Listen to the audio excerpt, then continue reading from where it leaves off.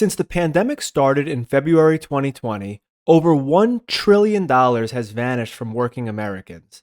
Over the last 3 years, many Americans witnessed a collapse in their standard of living as inflation outpaced income and left them over $1 trillion behind. Let me explain. From the beginning of the last economic expansion in 2009, after the Great Financial Crisis, real personal income excluding all government transfer payments rose steadily at a 3% annualized pace. I exclude all the government transfer payments because we want to get a sense of how strong the private sector is at generating real income gains without any support of government programs. The average American saw their earned income rise by 3% per year in real terms or after adjusting for inflation. However, since February 2020, real private sector income has only increased by 0.5% per year. If real income had increased at the historical pace of 3%, Americans collectively would have earned more than $1 trillion in real purchasing power.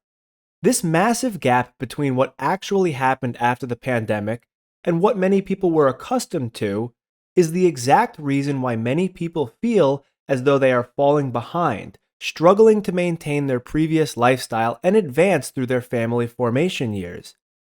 We can't completely discount all the government payments that occurred throughout 2020 and 2021 because they were substantial. The problem, however, is that they were temporary. In February 2020, real disposable income per capita was just under $46,000. Today, in February 2023, the latest data reports real disposable income per capita of $45,491.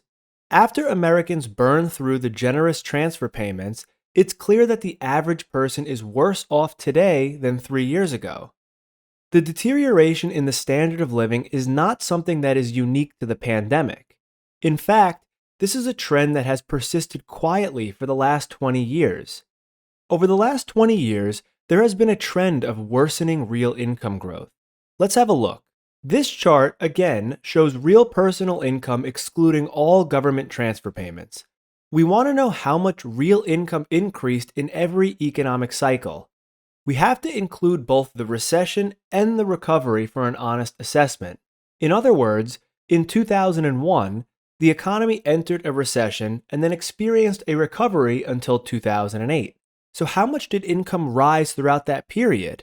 From the first red arrow in this chart to the green arrow in this chart. We can do the same thing for the next economic cycle, measuring income growth from the green arrow to the second red arrow.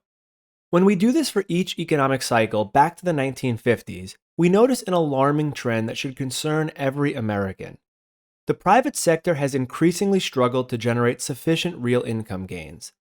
From 1960 through 2007, real private sector income increased at 3.3% per year.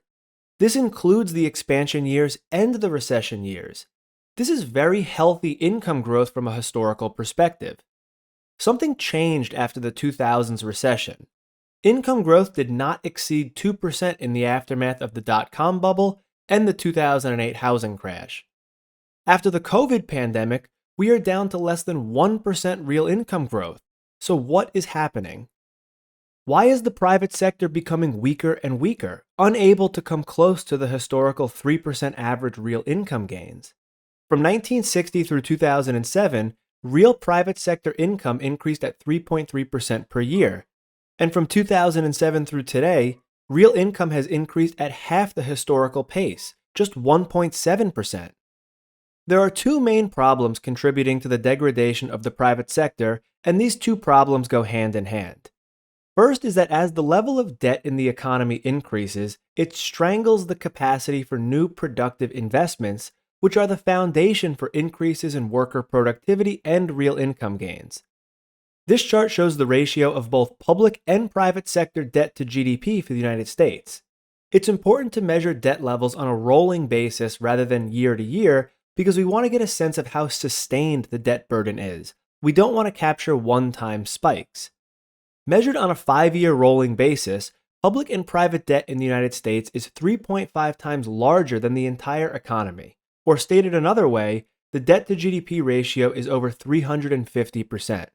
Economist Dr. Lacey Hunt famous for his research on the impact of debt, has cited studies that draw a threshold at 275%. Stated another way, when public and private sector debt rises above 275% of GDP, the economy starts to weaken dramatically.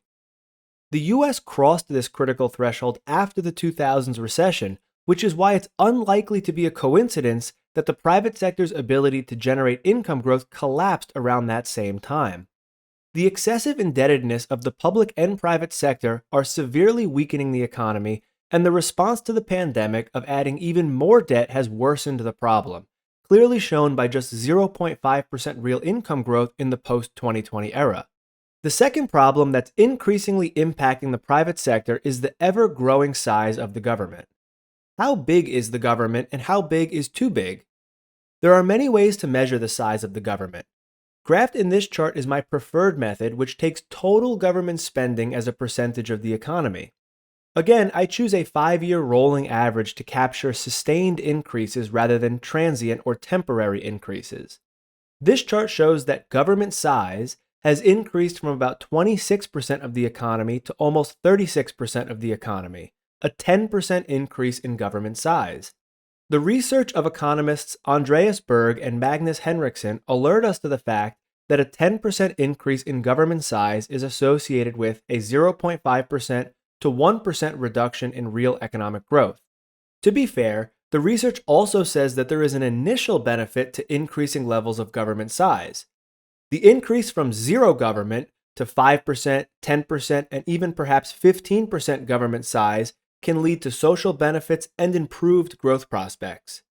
It's clear, however, that as government size increases beyond 25% and moves towards 35% and higher, the private sector is weakened by the all-encompassing public sector. The future outlook is not overly optimistic if we agree with the data-backed premise that higher levels of debt and an increasingly large government are primary drivers to the weakening of the private sector. The nature of future US entitlement spending virtually assures that government size will increase as well as government debt. Over the last 3 years, Americans are missing $1 trillion in real spending power, and this has created significant hardship. Unless we tackle the issues addressed, this gap of $1 trillion will grow towards $2 trillion by 2030. We can make improvements through shared sacrifice, but if we find ourselves a decade from now with 400% debt to GDP instead of 350%, and government size that's 40% of GDP instead of 35%, we should expect the results to be worse than they already are.